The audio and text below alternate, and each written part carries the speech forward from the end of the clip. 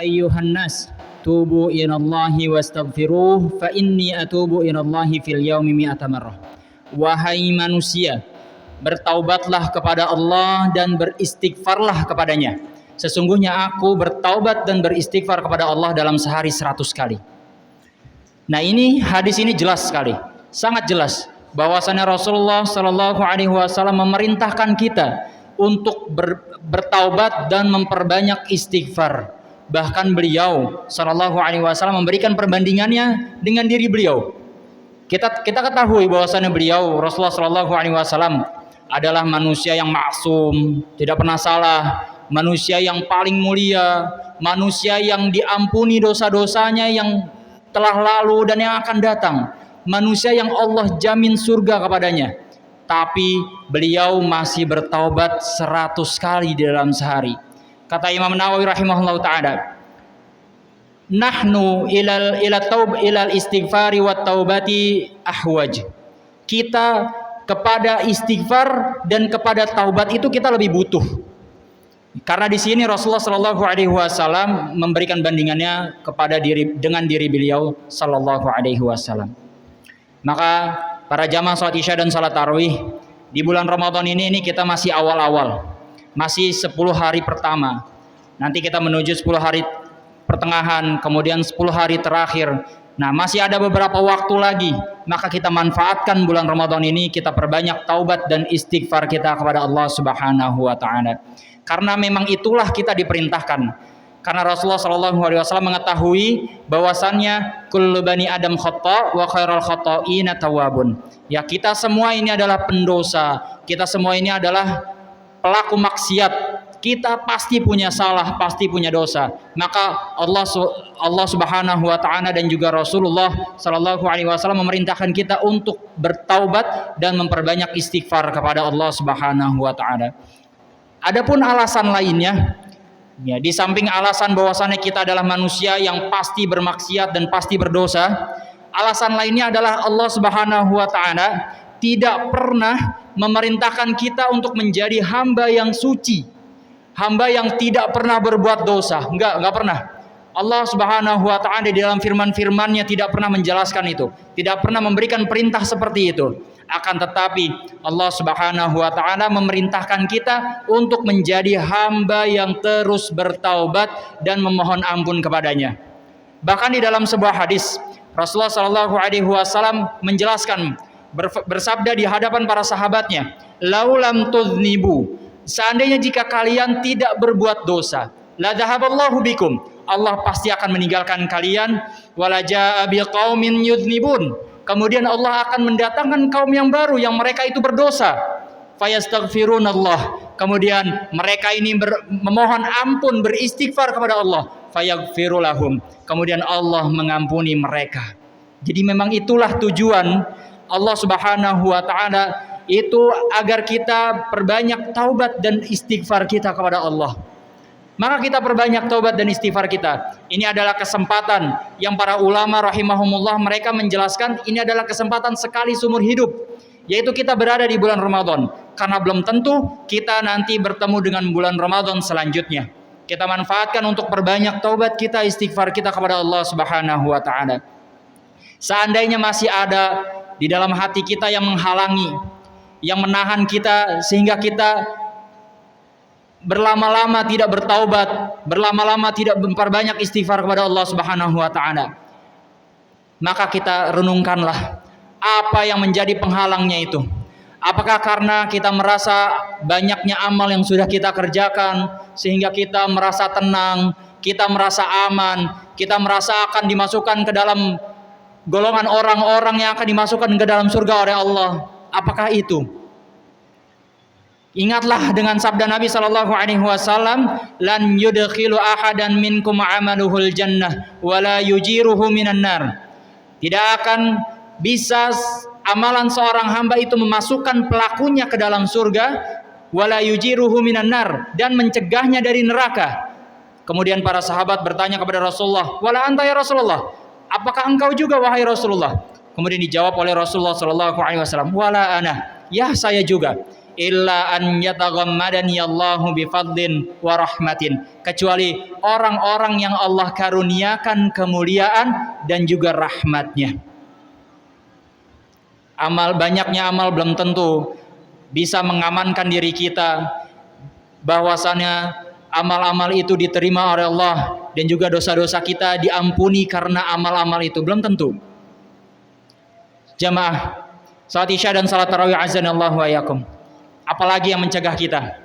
Apakah karena keputusasaan kita, karena banyaknya dosa-dosa yang sudah kita lakukan sehingga kita merasa udahlah, biarin Allah mau apain saya saja, biarin aja, ya mau disiksa mungkin di neraka sehari, 2 hari, seminggu, seperti itu.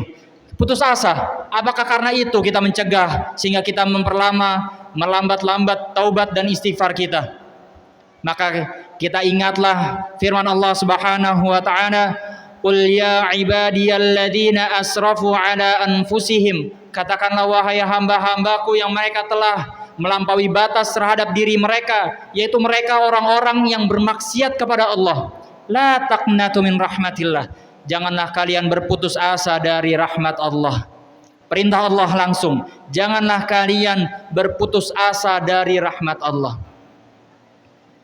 2 keraguan kita sudah dijawab oleh Allah dan juga Rasulullah sallallahu alaihi wasallam. Apalagi yang menjadi keraguan diri kita sehingga kita melambat-lambat taubat kita dan istighfar kita kepada Allah Subhanahu wa taala.